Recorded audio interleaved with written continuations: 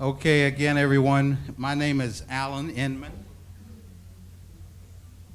And today, if you noticed in your programs, this session is entitled Mitigating the Cost of Migration and the Stress of Mainstream Integration and Displaced Families.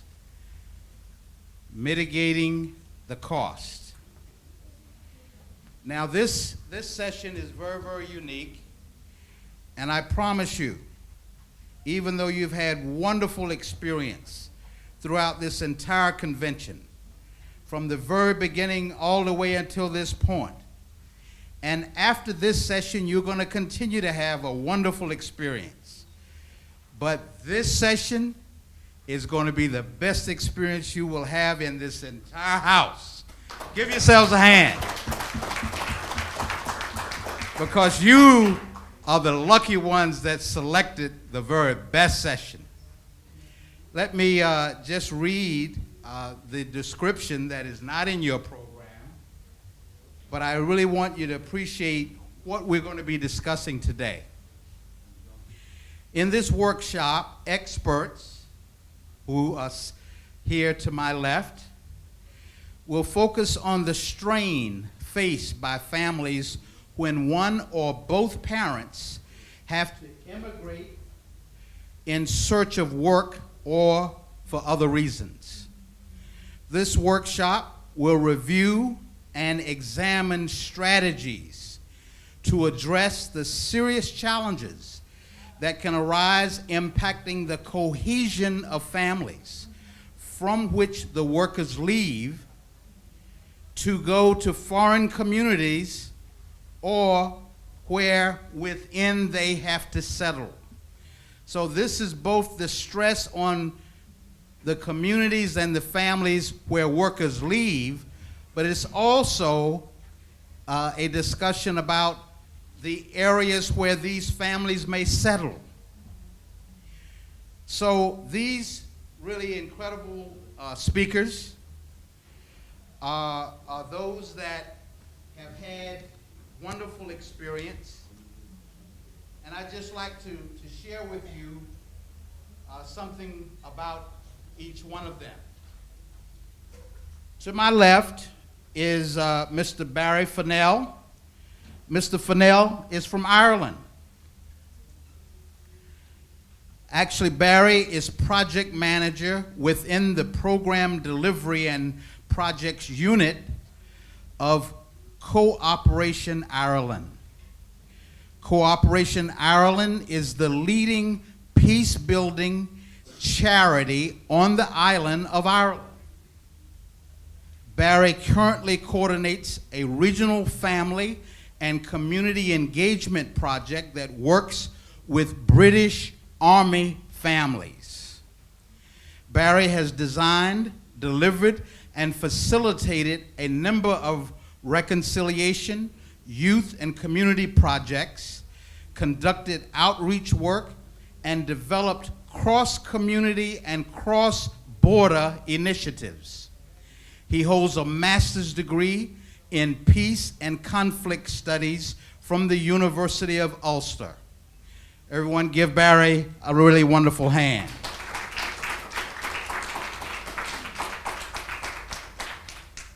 Next, we have coming all the way from the continent of Africa, from the Republic of Uganda, the Honorable Lamesha Mali Ondoro. She's a member of Parliament in the Republic of Uganda, legislating laws and policies for more than 35 million people. Mali Ondoro is a presidential advisor on family affairs, and as a parliamentarian, she deals with the economy, trade, and business. Honorable Ondoro is a mother and a wife to Mr. Ondoro.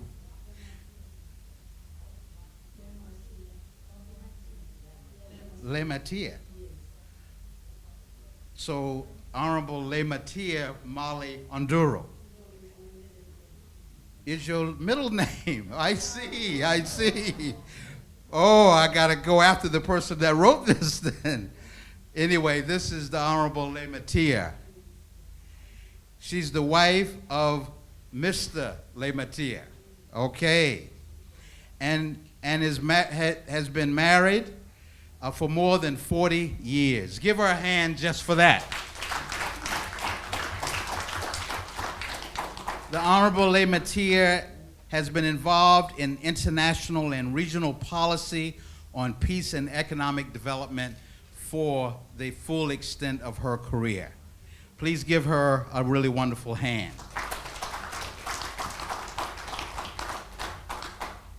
Now you will find in your brochure and in your program a really wonderful write-up on our final panelists of the day. And this is a very dear friend of mine, Mr. Kenneth Braswell. Mr. Ken Braswell is the executive director of Fathers Incorporated, a nonprofit organization promoting responsible fatherhood and mentoring. Mr. Braswell is also the director of the National Responsible Fatherhood Clearinghouse within the United States, a widely recognized national and international resource for fathers, practitioners, researchers, and policymakers. He is also a national motivational speaker and trainer, the author of When the Tear Won't Fall, and he hosts a Dad's Eye View on cable access television, and it is focused on parenting from a father's perspective. Please give Mr. Ken Braswell a really wonderful hand. Ladies and gentlemen, clearly all of us in one way or the other would be very familiar with migrating families, migrating individuals from families. I was reflecting just on my own life. I grew up in a state in the United States, which is North Carolina. But when I graduated from high school, I went to live with my mother, who had migrated from that same location 20 years before me. And then I joined her, leaving the grandparents that raised me. Well, there were two sides of that story. One side was the benefit that I received, certainly to go to school, to get a wonderful job, and to go on with a professional and developmental career myself. But my grandmother, I can remember to this day, standing with tears in her eyes every time I would leave to return to Philadelphia, Pennsylvania at that time. And it was obvious to me that there was a great deal of stress on her and my grandfather after I left, because even throughout high school, they depended on me to support them and our home at the time. So I was always very sad that I had left, but left I did. Now that's just a small story, and each of you I know have many stories that you could share. But let's work together today in an interactive way and examine this issue and how it has actually impacted families and communities throughout the world. Let me now bring up again Mr. Barry Fennell, who will give us what he presents as the modernity and the family. Mr. Fennell.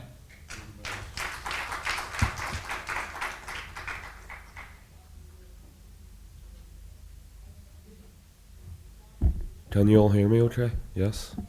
Good afternoon, everyone. Just before I start the presentation, and my kind and friendly colleague, Arnold is going to be my technical assistant this afternoon. So bear with me. We'll be doing a few things this afternoon that I think give you some ideas and some themes about what this means to me, and I'm sharing with you, I suppose, my thoughts and my views from a very Irish perspective. What I would like to do, with your help, of course, would you mind just getting on your feet, everybody in the room? Just on your feet. And what I would like you to do is just look around the room. Have you all met each other before? Do you know everybody in the room? Think about how you feel in this room at this moment in time. That is an unknown quantity. You do not know other people. The theme that we're going to be looking at today is very much about connections and family. I am looking around the room now, and as Alan has already said, we would like this to be an interactive process this afternoon. It's between you and us, but the most important people in the room are yourselves. And the thing about this is, if anybody was to leave, there would be a bit of a disconnect. Does that make sense? Yeah? Thank you very much. You can all sit down now. It was lovely to look at you. You can sit down now. I think I need this. Do you need remote? Sorry.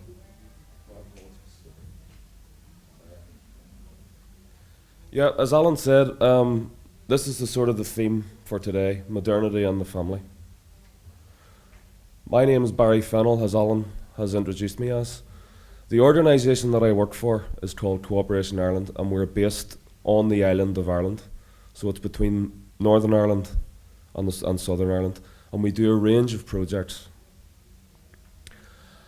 What I would like to do with your interaction as we look at these images, these are from history, but they're also very current as well. What I would like to ask you, if you wouldn't mind just shouting out what you see. Two very historical images from different generations and from different times.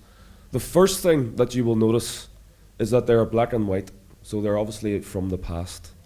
This one in the top corner is an image which is very famous in Ireland, and also a period of our history which we don't probably like to talk about. It's the famine, when a lot of people had to leave the island of Ireland. So think about that. They had to leave under very, very difficult circumstances, and they had to go to other places in the world to find a better way of living. And I think that's what this conversation and topic is about today.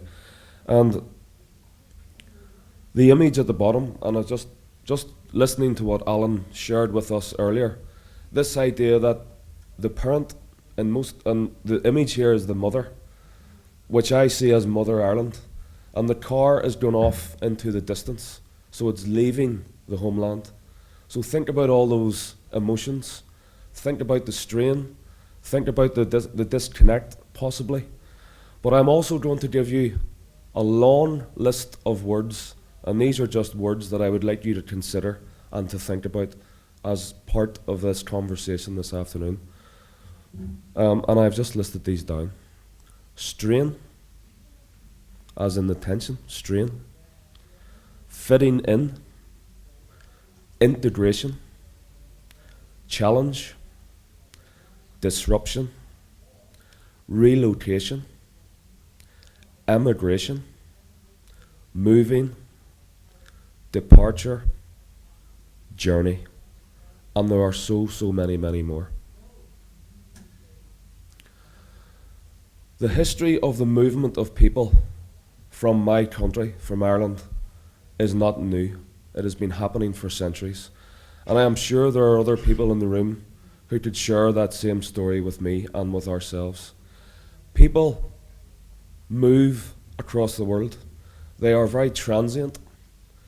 They don't necessarily settle or stay in the one place. They will move about. And I think that we could apply that to any particular situation or any particular country. And I'm thinking about, from an Irish perspective, if you travel around the world, you will always find an Irish person. Is that true? Yes. I mean, this is my first time in this country, which is a very beautiful country. And within one day, I found an Irish pub in Kuala Lumpur. And I was just, wow, an Irish pub. So think of the things that in terms of curiosity and the unknown, throughout history, there has been the movement of people from the island of Ireland. So I just want you to bear that in mind. It's not new, it is ongoing, and it keeps happening. And I suppose we have to ask the question, why does it happen? Just want to sort of bring you up to date with some current images. The image at the top is, I think it's very interesting because those individuals are Irish citizens, but they are standing beside the statues of people who left the island of Ireland previously when we had famine in the country. So it's almost a juxtaposition of history. You have the old with the new, but there's a story behind this image because the people in that image are those that are about to depart Ireland again because they have to find work and employment in different locations. They're all different skills. You can see a construction worker, you can see a person who's dressed in medical clothes. So they're going to different parts of the world because there's nothing for them in Ireland. And I'm not saying Ireland is a bad place or there are opportunities, but they feel that they have to leave. And the point that I was making earlier, again, the image at the bottom, it's quite emotional. If somebody leaves you or a member of your family leaves, when are you going to see them again? How soon will they be back? And also think about the strain upon the family in that particular context. And I'm only giving you these as just an invitation for you to think about all these things because, as you well know, every picture tells a story. And I'm just getting, the idea of this session this afternoon is for you to question some of these images and to question some of the themes that we're going to be talking about. And I'll move on to the next one here. What I really want to focus on and what I want to sort of, I want to challenge each and every one of you this afternoon. The National Youth Council of Ireland, who are a sort of a non-governmental body based within the island of Ireland, they have done a series of projects with young people and families. They do a range of different work. Cooperation Ireland actually have done some work with them in the past, just as an example. But they have recently commissioned a report which came out earlier this year.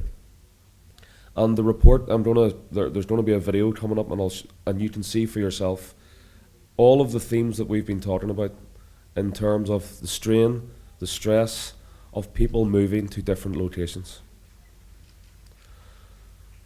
So I think if you want to click the video there, Arnold, please.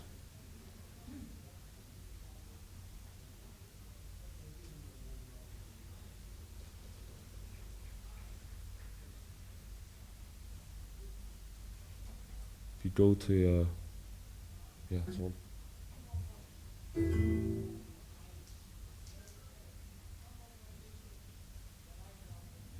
Commissioned by the National Youth Council of Ireland indicates that over 1/4 of Irish households have seen a close family member emigrate in the last 2 years. Half of those aged between 18 and 24 have considered emigrating, while 4 out of 10 adults aged between 25 and 34 have also considered leaving the country. In the last 4 years, over 300,000 people have emigrated from this country, and 4 out of 10 of them were aged between 15 and 24. A survey commissioned by the National Youth Council of Ireland has found that staggering numbers of people have considered emigrating.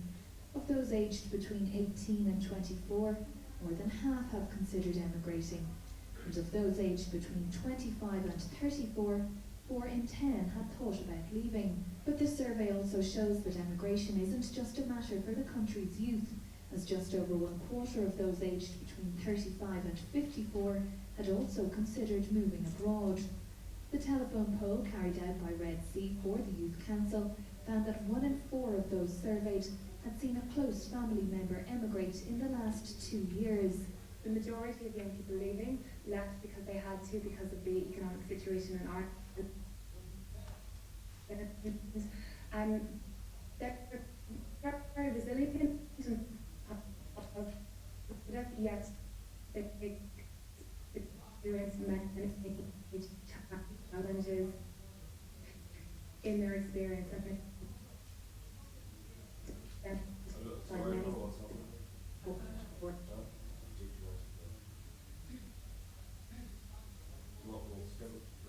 Which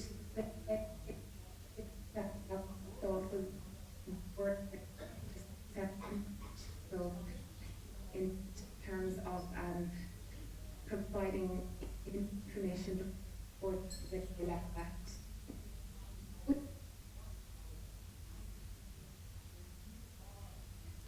My apologies for that, folks. I'll just go back to the presentation again. Basically, that news story was carried out by RTE, which is the national television channel in Ireland. The report, as you saw from some of the figures, it's not just young people, it's generational. It goes from young people right through to an older generation. And people are choosing to leave Ireland. And it's something that we just have to consider and we have to talk about. You have to ask the question why. So we can go back to the PowerPoint again. I think if that's okay, Arnold.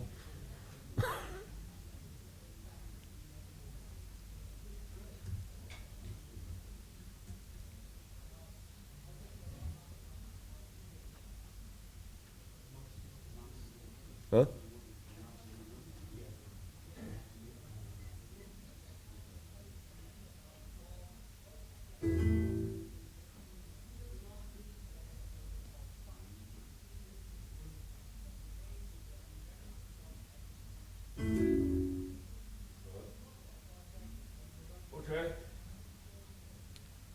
Sorry, again, apologies for the interruption there, but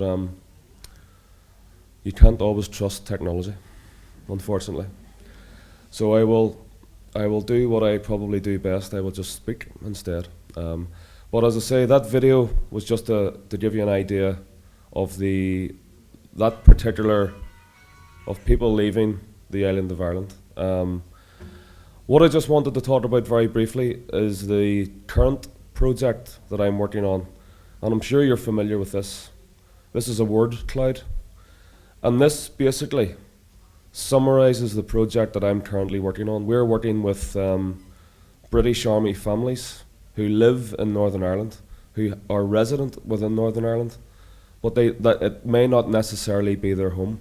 So there's a lot of similarities in terms of what I've been speaking about with that community, because they're quite transient and the strains put upon them. And this particular community experiences a lot of difficulties as well.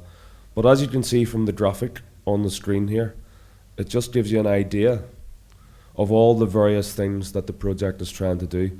But the most important thing, and the key word that's on the screen there, is, you'll see it for yourselves, communities.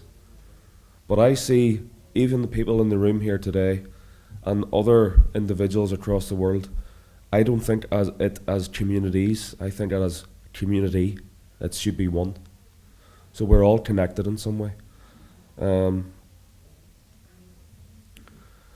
Again, this is another wordle, which basically means a word cloud. And the size of the text depends on the importance of that particular word. And this wordle is all about emigration, the theme of this afternoon.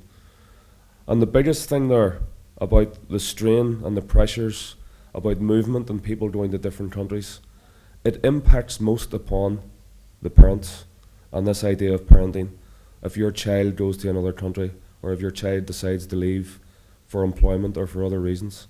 But there are also other things there that are very, very relevant, including advice, patience, exhaustion. There's lots of things there that I would like you to consider and to think about. And that's all I have to say. I'm very honoured to be here. I'm delighted to share some of my ideas with you.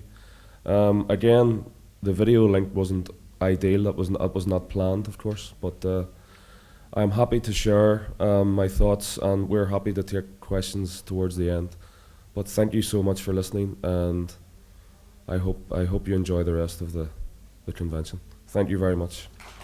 Very good. Let's give Mr. Fennell a really wonderful hand and thank him for coming and preparing so well for our presentation. Again, as you can see and as you saw in his presentation, there are two sides of this story of migration. And there's a cost or a cost benefit on both sides. So I would like to now bring up the Honorable Lamatia.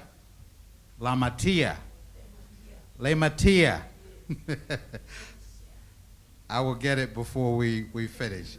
Let's give the Honorable Lamatia a wonderful hand. Thank you.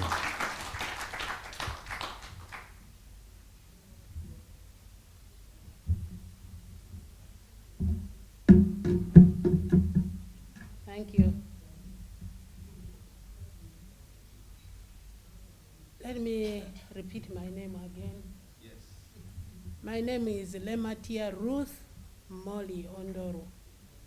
I keep that order. I keep on telling in my country that I prefer to have it that way. Why I need all these names? They have a meaning. Lemati, of course, is my husband's name. Ruth is my Christian name, which I had to acquire because I had read the Bible. I saw the beauty of Ruth as a woman with high faith. And it is out of that faith that the Bible tells us Ruth is the great grandmother of Jesus. What a faith. So I got that name for myself. Molly is my name, which was given to me by my father when I was young. Ondoro is my maiden name. It carries a meaning precious child. So I use all four of them. You can choose one and call me by that. Additional, I am a professional nurse. And they have already told you I'm a mother and a wife, and I'm a grandmother of two cutie boys and waiting for the third one. I have worked for Uganda government in various capacities. I worked as I worked as a bedside nurse for a very short time, and then worked as an administrator and a tutor, and worked later on as a lecturer in university, and also I worked as a vice chancellor in charge of a university. And now I retired, but not tired, and I'm now a politician representing a group of people in a district, one of the small districts in Uganda, northwest of the country. I'm a lover of children. I love children very, very much. And for that reason, I quite agree with my observations. When I was in the United States, I used to hear that when children are leaving home to go to school, parents would cry. They would cry in the airport. They would even come back, because I stayed there long and had the opportunity of sharing family life with the others.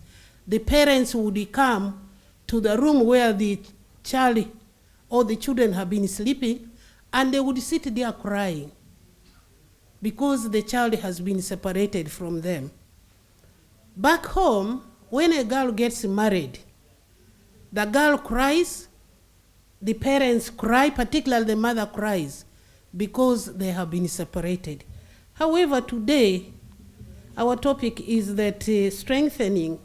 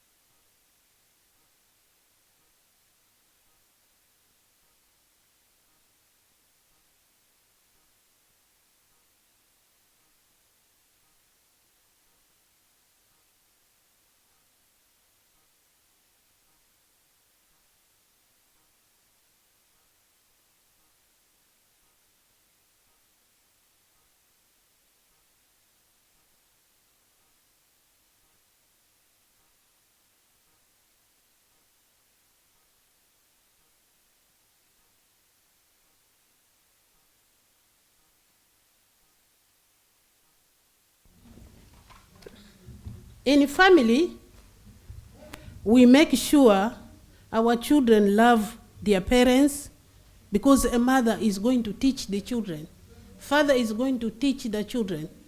Or father and mother are going to impress upon the children that we live in love. You begin to tell the young one that that is your sister, that is your brother, that is your grandmother, that is so and so. You are trying to inculcate love into this child. They must also learn how to transform and develop themselves within their own environment.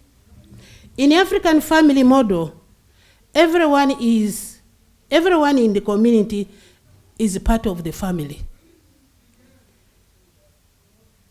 And the community is responsible for your child. We teach our children to respect. You respect your neighbor, the child must respect the neighbor. The child must be able to understand why these other people are not within the smallest cell of the family. We allow our children to be free and grow with godly values. It's important. It's important for us to teach these children to grow with godly values of themselves and of other people. That it enables them to understand the meaning of family for love, peace, and then children will develop with free minds. Having said that, the current trend of employment and the growing trend of conflicts at all levels has increasingly caused divorce. The divorce rate is now very alarming in this country. And yet we want peace. We have brought these children on earth and we are not creating peace for them. The family which used to be the hope of peace and prosperity. I'm sorry I couldn't prepare this in PowerPoint. It's because I picked this topic within here and did it in a hurry. You will bear it with me. Parents no longer have time with their children in the name of making ends to meet. Our parents, even back in Uganda, parents are very busy. For instance, I spent very little time with my children because I kept on moving to work far away from home. Except when I come back, I will pick the little one and put on my back and move around with it, so that I impress upon this child that I'm actually your mother. Give an opportunity, I should walk with you around my chest, around my back. Men no longer demonstrate true understanding why he should have a wife. Men don't have that. It is a commercial issue. I love you, you love me, yes. Next is they are beginning to test each other. Women are fighting men in the name of women emancipation, human rights. Women now want to be emancipated and they want to be equal. My colleagues, women, at times we don't understand this very well. Because the Bible is very clear, says a woman and a man are to live together. But at times I prefer this man should respect me as much as I'm supposed to respect him. And therefore, it doesn't give peace in the heart of that man, and it creates atmosphere which is not peaceful for children as well. When we do that, men and women no longer share one common dream, investing together, raising children together. I don't know how it is in other countries. Maybe in Malaysia here. I have lived in the United States, I've lived in Europe. In my own country, women are beginning to say, this is my thing. That is his thing. Or the man says, this is my thing. That is her thing. Which should not really arise. If you remember, you took vow to say, we will live together Your property will be my property, and your people will be my people. The reality, the Bible tells us we shall pay for every sin we commit. I don't know whether there is a greater sin than you abandoning your children, not taking care of them very well. Again, the Bible tells us, blessed are people who have brought up their children. Because in reality, if you don't have these children, you are very, very uncomfortable at home. You would wish to have children. But now when you have, you are not ready to look after them. In the book of Matthew is the Bible. I know Quran, if I read it, there is somewhere where it talks of that. It says, what are put together, nobody should put it asunder, unless death has parted them. The natural calamities, I don't have power over them. I'm mainly stressing separation of a man and a woman, leaving these children to suffer. Is it time? One more minute? Unfortunately, current children are more than, the current rate of divorce in the world is 570,000 families break per day. Per day. As I talk now, more are breaking somewhere. And where is this greatest? Half of this is in the United States, in Europe, in South Korea, countries which I believe are better educated, better endowed with the blessings, but divorce is a common thing in these countries. You don't understand why that should be. At times I say, is it the education which has caused this? Because the ordinary people in my area, they lived. My grandmother lived with the husband until the husband died, and she remained raising the children. My mother lived with my father until death parted them. And in fact, when I was getting married, she told me, you are getting married, you know that you are going for good for the sake of those children. Never come back to us here. Don't bring these children to be raised in your father's family, because they will be back in their area as second class of people. When you remain in your locality, you are first class of people. First class of person. But when you move, you cease to be first class. I'm sure you know, when you are refugees, you are not a first class of a person. I'm about to finish. Such children become burden to the society and the nation. They do not have love. Indeed, they don't have love. They do not have value. They don't value families. They lack sense of responsibility and visionary thinking, and they conduct themselves as if they are not human beings. Last, as a result, we shall have a population of people from broken families, with full of threat to the family, to the community, threat to internationally, to society, threat to peace. The peace we are advocating here may not be there if such things are there. What is my suggested way forward? My suggested way forward is globally, we should have it in agenda to see how we will safeguard marriages as a unit of human life in order to give peace to children who are future leaders in this world. Laws should favor children. In fact, I have suggested that when a woman and a man separate, the properties they have should be saved for the children, rather than a woman saying, I will take this and go with it, and a man says, yes, these are my property.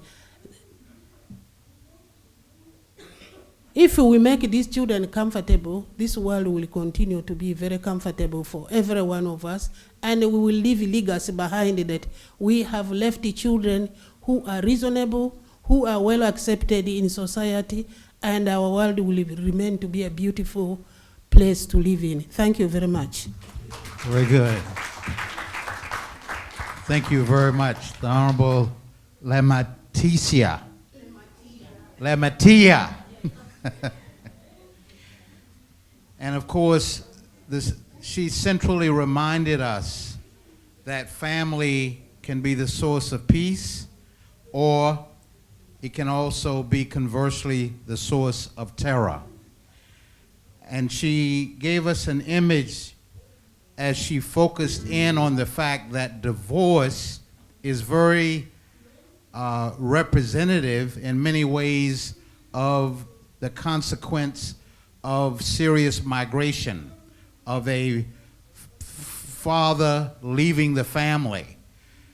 And ultimately, the picture she provided us was that the children then can be like refugees. So let's please give Lematia another hand. The Honorable Lematia. Let us bring up now Mr. Ken Braswell. As it turns out, Mr. Braswell presented in yesterday's session on the impact of globalization on the family. And he was quite a hit yesterday, and I'm sure that he will continue to be a major hit today as he discusses fathers that have left their family. Thank you very much, Mr. Braswell. Give him a hand. Please, please, please, you shouldn't have. I don't really need a hand. And so, could you pull that up for me? How's everybody doing? Guys, pretty quiet. Are you still full from lunch and you ready to go to sleep, or are you jet lagged? Which one? Both? All right. Wake you up? Okay, I would sing for you, but you don't want me to do that. You'd really be awoken in and be running out of here. And so, so what I want to do is, I'm so glad I didn't go where you asked me to go, because the Honorable Lematea and Barry went everywhere I would have gone. So I would have really been duplicating everything that they said, and I decided that I was going to go a different place, because oftentimes when we talk about, you know what, let me get into this, which is why it's called Family Migration 101. This is how I know it. And so hopefully in this conversation, you'll get a sense as to how both of their presentations really play out on a family level when we look at what migration looks like on a broader level. Does that make sense? All right, so let's go.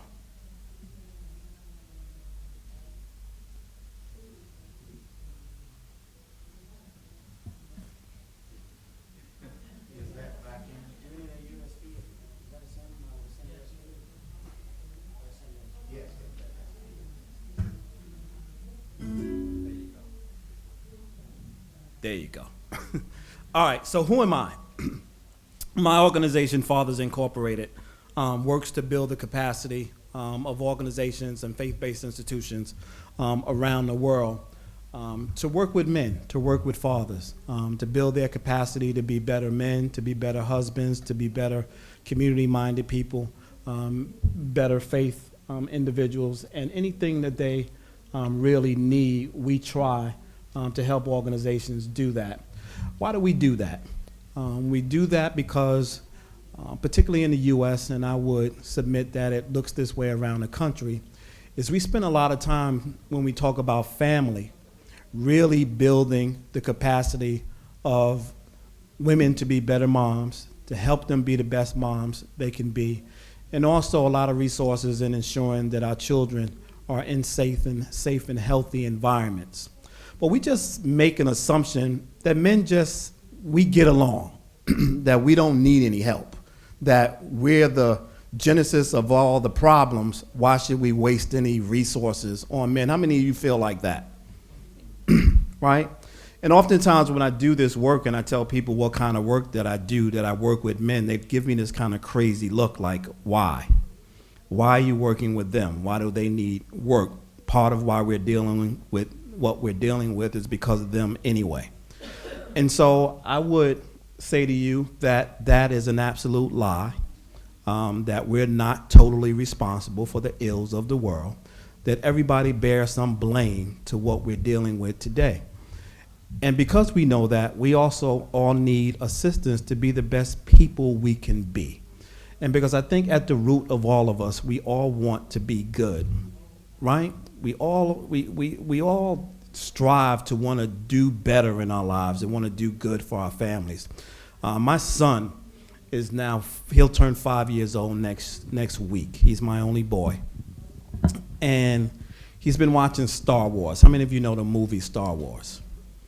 And so the prequel of Star Wars is where Anakin Skywalker, actually we find out how he turns into Darth Vader. How many of you have ever heard of Darth Vader? What I'm really talking about here is good and evil, okay?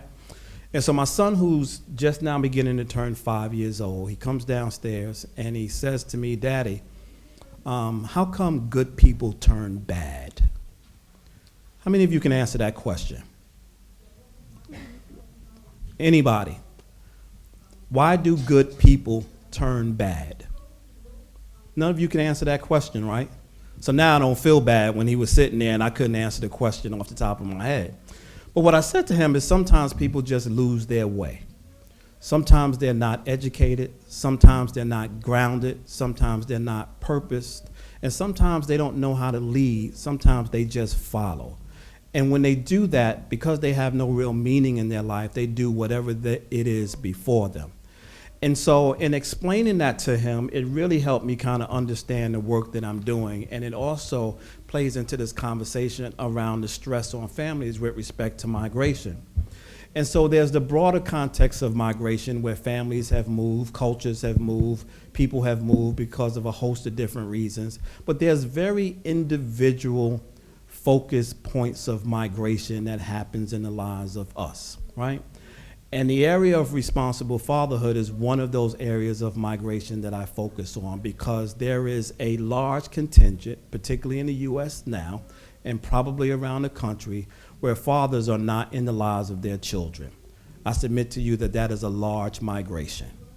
That is a migration of fathers not being in the lives of their family.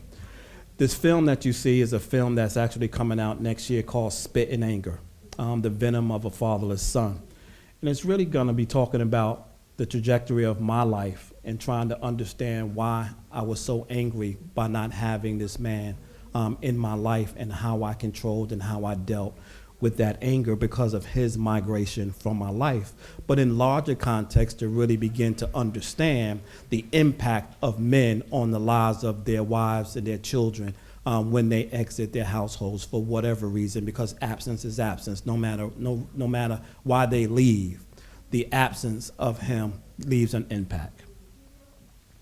And so throughout the conference, we've been talking about this notion of family. And yesterday, as we were doing our workshop, I stopped and paused because oftentimes we go into definitions of family and what is going on with families and all these kinds of things.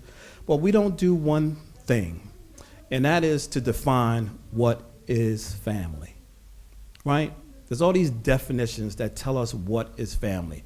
But really, what is family? And that's a question to you. Tell me what is family to you. Anybody, just yell out, what is family? World peace? I need a little more than that. Because world peace, there you go. People who are attached and support each other. Someone else. What is family?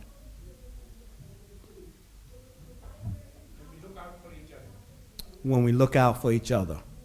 It's important to understand what family is. I always take people back, right? Because if Dr. Moon says that he is promoting one family under God, but you can't define for me what family is, how are you going to aspire to what he's asking us to do? How are you going to promote one family under God when you can't even define for me what a family is? And I think that that is a challenge for all of us to really begin to define what family is so we can really move forward in this work. Here is Wikipedia's definition of family. In human context, a family is a group of people affiliated by birth, marriage, or consumption. How many of you believe that's 100% true? You guys are way too quiet for me. Do I have to make you stand up and do some jumping jacks? Huh? How many of you do not believe? That's one. How many of you, by raise of hands, do not believe that this is 100% true? Right? What's wrong with that definition? It is technical, it is clinical, it's like being in a hospital. That's a good explanation. What's wrong with it? We can't be brothers unless we're born by the same mom, or you and I marry, or we live together. Right. And so, absolutely. I combed the internet for the definition of fathers. I'm sorry, definition of families. And almost every definition I came by was close to this, that no definition was broader than that. Look at these 5 points and tell me, do any of these or all of them together or some combination define family?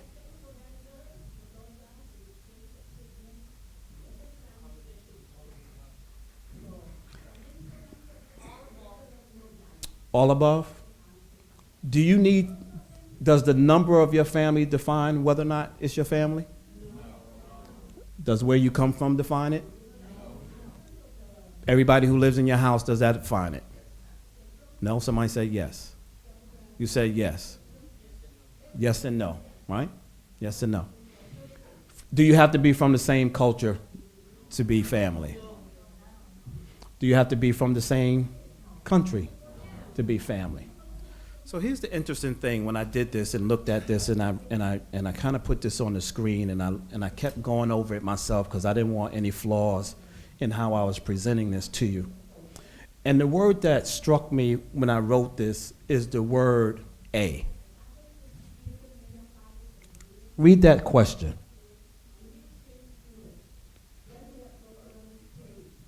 A family. And so all of these could define a family, but it does not define the family. Does that make sense? Does that make sense? I'm getting somewhere. You guys are coming along slowly, but I think y'all still on my wagon, right? I think y'all still there. And so when we look at this and we talk about family, we gotta be able to broaden our lens a little bit to know what family we're talking about in context. So when Dr. Moon says one family, we need to be able to broaden our context to understand what family he's talking about, which means we have to ask questions. Because if we all walk away with our own notion of family, then we all walk away and we do something different based on how we're looking at it through our lens. Does that make sense? I keep asking people, do I make sense? Because I'm like real fearful of not making sense at all. And so, how many of you know this green woman? Who is she? Come on. She's the Statue of Liberty. She is what the United States call the icon of immigrants who come into our nation from other countries. And she is, for the most part, our welcoming person. And so if you look at migration, I got 5 minutes? 5 minutes? I just got up here. Okay, let me go fast. So I'm gonna go real fast, and I'm very sorry because I can go fast. So I'm gonna flip through a lot of screens very quickly. And so when we look at particularly the US, and that's the lens that I'm talking to you from, the lens of the US, right? And so there's a plaque on the Statue of Liberty that says, "Give me your tired, Your poor, your huddled masses yearning to breathe free. Now that's just part of the poem, of the entire poem, but that's the most recognized piece of it that we always talk about it. It always strikes me funny that the assumption of that particular line believes that if you don't come to the US, you're not free. And so, but we can all dig into some things that don't sound right, but we understand the context of what they're trying to say. But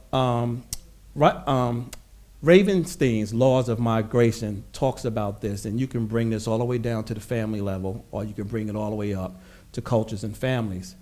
And his Laws of Migration says that every migration flows generates a return or counter migration.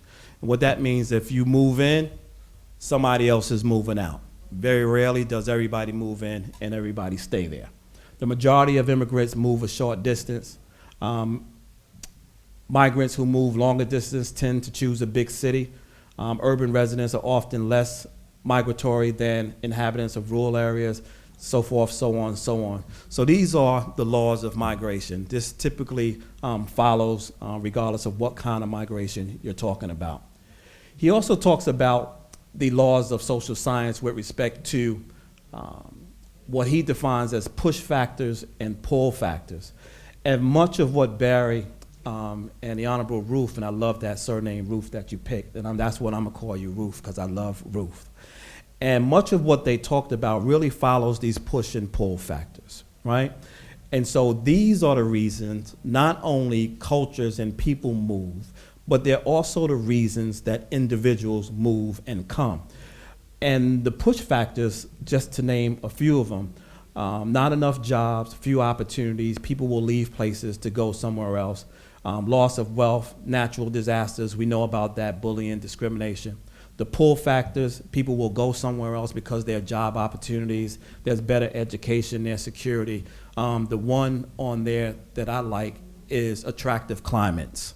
And so Malaysia is very attractive to me because your climate is much better to me than New York City. And so, in fact, it's one of the reasons that I'm going to be migrating. I wanted to talk to you a little bit about migration, but because Alan hit me with the 5-minute sign, I'm not going to do this. But what I wanted to do was I wanted to have a discussion on international migrations, and from your own perspective, given the countries that you come from, to talk a little bit about migrations that you knew that took place in your countries. But let me talk a little bit about, and then I was going to talk to you about some of the migrations that have taken place in America. And I'll just hit on a couple of these. And the first one is the Native American displacement. When Europeans came into America, when the Native Americans were already there, they were displaced by the folks who came in, and that continues to take place today. That was a forced migration. Make sense? Africans to America was a migration. Make sense? African Americans from the South, I should say, from the South to the North, because a lot of the Confederate and slavery states was at the southern part of the United States, and during the abolishment of slavery, one of the ways that people sought to escape the depthness of racism in the South was to move to the North, which was a little more liberal than what it was in the South, and there was a huge migration. My family ended up in New York because of that migration. The New Frontier, when that handsome gentleman over there, he is called a panner. And back in the early 1800s, when they began, early 1800s, when they discovered gold out in western United States, everybody who wanted to become rich and wealthy began to leave the eastern part of New York State to move to the west to become rich and wealthy as well. The Alaskan Pipeline was something that took place in the 70s when we were going through our oil crisis, and they discovered oil in Africa, and they built a pipeline, and everybody went to Alaska to work.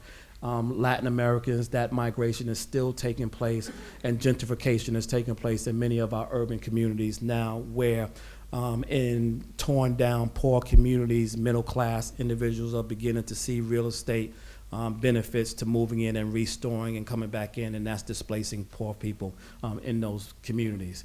International migration, I think Barry touched on this a little bit when he talked about the numbers of folks that were moving from Ireland, but according to the International Organization for migrations. In 2010, an estimated 220 million people migrated somewhere. And if that trend continues over the next 20 years, by 2050, over 405 million people will have moved somewhere. That's a lot of people. That means a good number of you in this room in the next 10 years won't be living where you are now. And if we go to one of the Honorable Ruth's statistics where she talked about the 570,000 people, families that were breaking up, there's more than likely that somebody in this room, when y'all get home, your family ain't gonna be there. Y'all didn't laugh at that. Y'all gonna start calling home. And so one of the biggest stressors, and I'm almost to the end, I wanted to talk a little bit about disconnection. And Barry talked about disconnection in terms of migration stress, particularly within families, but particularly within cultures as well. And there is always, when I talk about it from the framework of family and parenting, in particularly fatherhood, the reason that I was so, and still somewhat, but have gotten over it and forgiven him, so angry at my father, is because of the disconnection. Divorce creates a disconnection, right? Death creates a disconnection. Moving creates a disconnection, because oftentimes you don't understand why the disconnect has occurred, and a lot of times it's out of your control to reconnect. However, you burn with this desire to have that reconnection take place. It was very interesting to me, the first picture that was in Barry's presentation, where the woman was standing there and the dog was in the road looking at the back of the car. It's like even the dog understood that the car was going somewhere, right? And so he probably couldn't speak, and it was just something that I caught. But even the people in the car, when they get to where they're going, they will always think about where they came from. Does that make sense? And so migration is one of the conversations that we can have over and over and over again, but immigration is a conversation that we don't have a lot about when we're talking about migration. Migration is going into and assimilating and moving into a culture, and immigration has to deal with those who are receptive or receiving those who are coming in to you. And so there's a body of work that takes place now around incarcerated parents, particularly of individuals who are coming home from jail, who are going back to families. And there's a body of work that is now building the capacity of inmates to establish themselves in their families. The problem with that work is they're doing a lot of work around the incarcerated individuals, but they're doing absolutely no work with the families themselves. So these people who are incarcerated are coming home, and the families have not been talked about. They haven't been trained to understand what will happen when they actually come home. And so all of these issues, and this is of large debate, we can talk about immigration issues until we're blue in the face, but these are some of the things that not only in the US, but internationally is part of the immigration conversation. And so I leave you with this. This is from Isaiah 40:31. And it basically says this, and I want to leave you with this. And it says, "But they wait upon the Lord shall renew their strength. They shall mount upon the wings of eagles. They shall run and not be weary, and they shall walk and not faint." And the reason that I put that there in this conversation, of migration and immigration, is because there's some explorer in all of us. There's a desire for all of us to move. There's a desire for all of us to be somewhere, to do something, to help people, to be better for ourselves. And many times, that's what migration is about, with the exception of when it is either forced or it is as a result of natural disaster, and you have to leave. But when people migrate because they want and desire to be something else, it is a measure of what the ego represents. It is being free and having the ability to soar without constraint. That is what I believe this conference is about. That is what peace is about. When my family is peaceful, when I'm peaceful, I feel like I can do anything, that I can basically soar amongst anything that is taking place. But when there's no peace in my house, there's no peace in my community, there's no peace in my country, there's no peace in the world, I feel like everything except an eagle. And so I wanted to leave you that, to remember that scripture, and that is actually from the Bible as well. That's the King James Version, and the last is my information. Thank you. Very good. Give Dr. Braswell a really wonderful hand. Give out our panel. We have, again, Barry Fennell out of Ireland. We have Lamatia out of Uganda. And, of course, again, we have Mr. Braswell out of New York in the United States. Give them another hand. And give yourselves a really wonderful hand. Mr. Braswell put up an incredible image, in my opinion, and that was the one of the four representative people standing on puzzle pieces. So the interesting thing about that to me is that even if there wasn't the disconnect, still those family representatives represented pieces of a puzzle that connected together. However, once there was the one leaving, then obviously that puzzle was totally incomplete, and there was a longing on both sides as both sides were reaching out, the one leaving as well as those that were left behind. So it's reminding us, again, of this two-sided coin. There are those that migrate for jobs, for opportunities, and in many cases, those that get wonderful jobs are able to send support and provisions back home.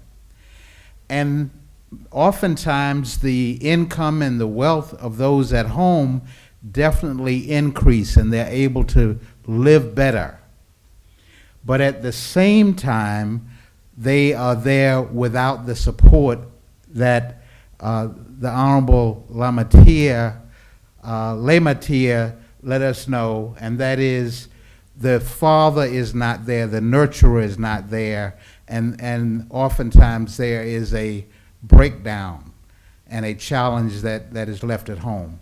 So look, let's give them another wonderful hand and thank them very much. Now, we're basically at the end of our session, but I did want to take at least a good 5 minutes to get questions from you for our panel. So please, if there's any question, any thought that needs to be expanded on, and it will only be a brief opportunity, let's do that now. Young lady here in the red. Give us your name and where you're from. Yeah, sure. I'm Natasha, and this is all. I'm from Iran, but I immigrated to Malaysia almost 4 or 5 years ago. So I'm also alive in experience of immigration. I experienced it. Actually, I want just to add on something. I worked on children of immigration back to 2 years ago. Because one of the things I know that, have you ever heard of honor killing? Yes, so I think we have not covered this part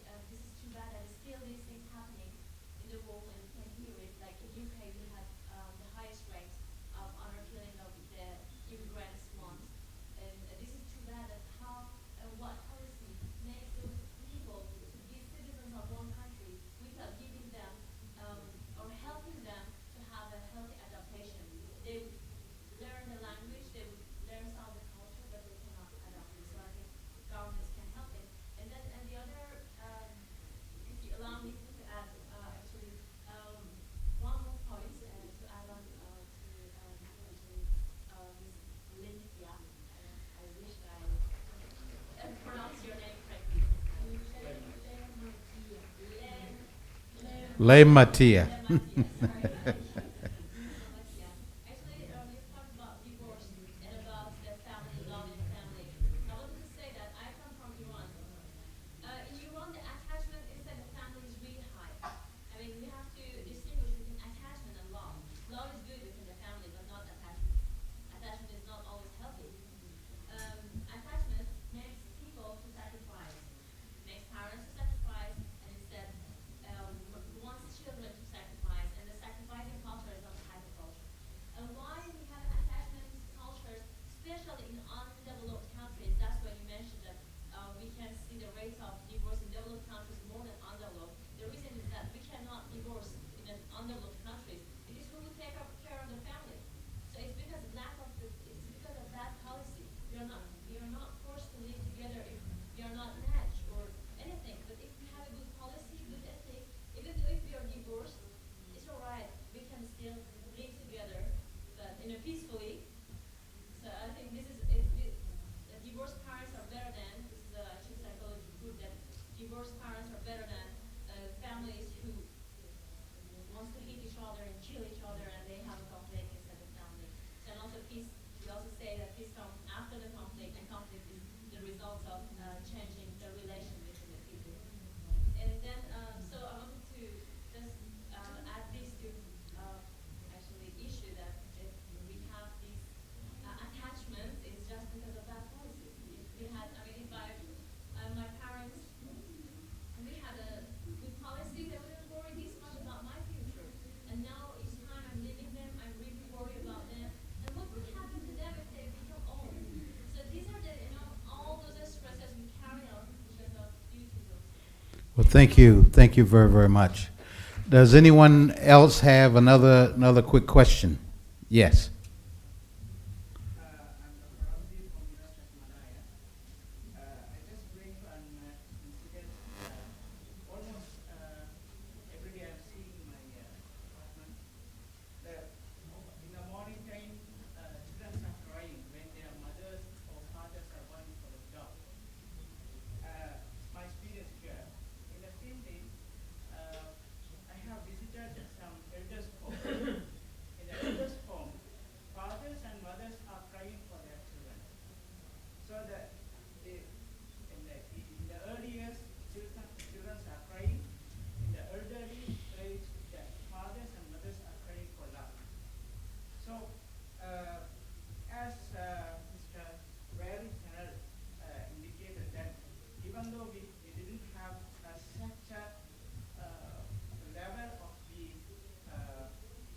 distant family problems or something, but still we are moving towards.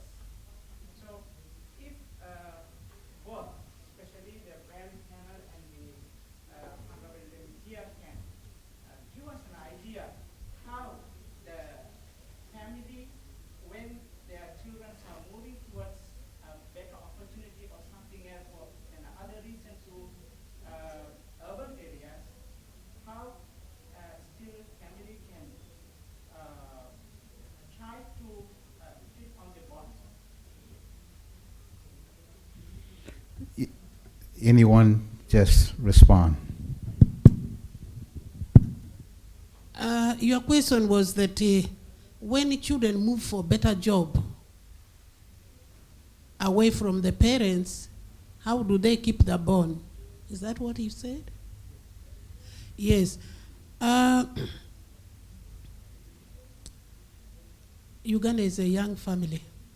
The educated are, you can still count them. It is true, when you're educated, you have to move to where you can get the job, and then you leave your parents behind. But in a typical African family in Uganda, they do visit each other. In some areas, they often say the parents then they turn around and become a burden to the children because they will want to come and in this home where their children, working children are staying, life is a little easier than back home, and they would often want to live longer. We are praying hard with the generations to come. This will not be a problem anymore because families need to keep the bond. They visit each other, the children go home, and then the parents at times come and stay with them for some time. Thank you. Okay, anyone else want to just quickly? Yeah, I just want to say that, that kind of separation, some family migration is naturally necessary. One of the issues in the U.S. is the average age of children leaving home. And I know when I was growing up, my parents always said, by the time you're 18, it's time for you to be gone. That they spent 18 years of their life training me to be independent, and by the time it was 18, it was time for me to leave the nest. Didn't break the bond. What it just said was it was time for me to leave and begin to make my own. And in the U.S. now, the average age of children leaving home is 28 years old. That is way too old for a man to be sleeping on his mother's couch in any country. And so, so we have to distinguish the difference between the natural necessity of migrating from family, going out to get a new job, to get a better education, to start a family, to move into a different area, and the loving, more spiritual bond that you're always going to have with your family no matter where you are. I mean, that bond is the one that's going to keep you always burning to come back and see your family in the case that you're physically separated. I hope that answers your question. Let's hear from Ambassador Hassan. I got a very strange question lovely panelists, which is that birds are genetically programmed to migrate. They migrate every year, but they migrate in a flock. So I don't think they get very confused or they don't have the same problems. Animals migrate. There are people who are nomadic. They migrate from A to B because of economic reason. There is forced migration and there is voluntary migration. There is migration of one member of the family leaving behind a divided family. So migration, there are series of migrations, and I think one has to treat each migration like that, rather than in a generic sense, or put all the migrations in one box. I think that would be somewhat unscientific. Very good. Thank you very much. We have a hand in the back. We have just time for one more question, and we'll pretty much wrap up. Okay.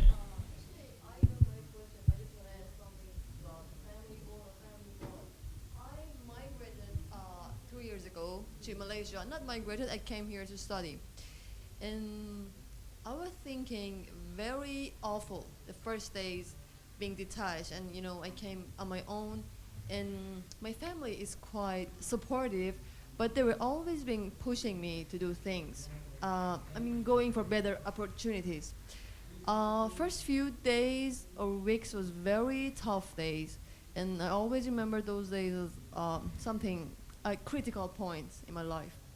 But after that, I just felt that the human nature is like getting used to things. I'm not seeing my sister anymore every week or every other weeks, maybe just online. But I have friends, and I'm just maybe substituting them. And the feel of the joy of having opportunities, education, jobs, seeing the world is kind of substituted. I'm not saying the family can be substituted by anything, but it's nature of human being that can replace something by the others. So there are steps in migration. It's not, the whole period is not like tough or good or successful. There are ups and downs, and if we decide on our goals, based on our goals, and we decide wisely and logically, it would be good. And the family blood is always with you, I remember, I'm sorry, I'm a bit lying. I remember when I was 22 and I was graduated, my family was quite rich, but I decided to spend my life on my own. I went to another city of the country, and my family were always there, but I was not getting support. I didn't want to. So the family support was always there, but I was not getting it. Is the same thing happened when I came here. They're always there. I can talk to them anytime. The good things happen, I call them first. Bad things happen, I share with them first. They're always there for me, but I'm not catching up. It's on purpose, it's on my own decision to be here. Or for many of the migrants, you know, that's why I'm saying things happen and they get better. Well, thank you very much. And by the way, I think Ambassador Hassan gave us a broader view of this area of migration. We're talking about different situations that apply in different ways.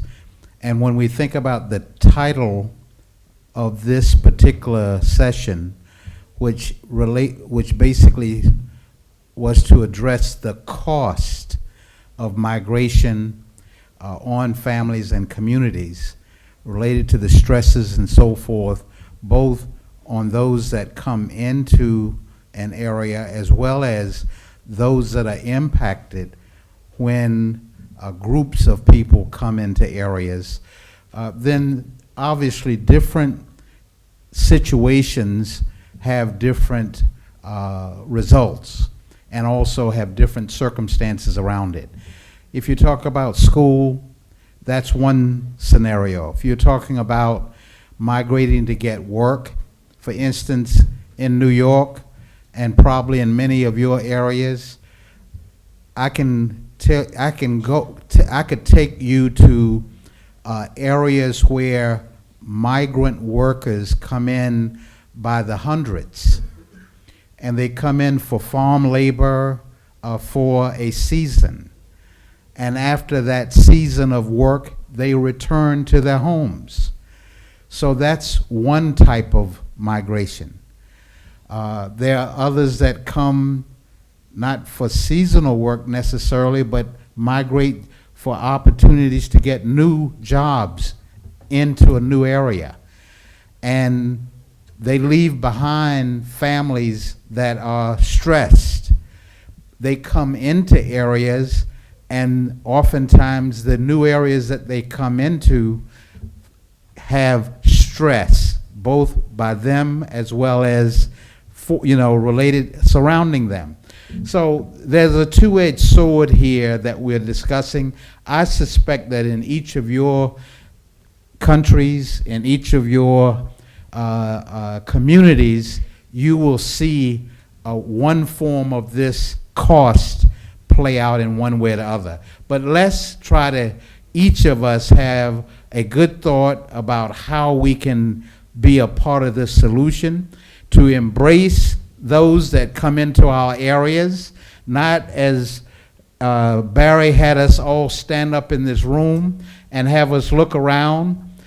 Do you know each other? No, we didn't. But why would we not leave this room trying to know each other, especially if we're talking about one family under God? It's the same way in our communities where we will return to. Let us look at those that are around us and try to embrace them and connect in such a way that we can really be productive citizens. Thank you very much for being in here, and God bless you all. Have a wonderful convention going forward. Bye-bye now.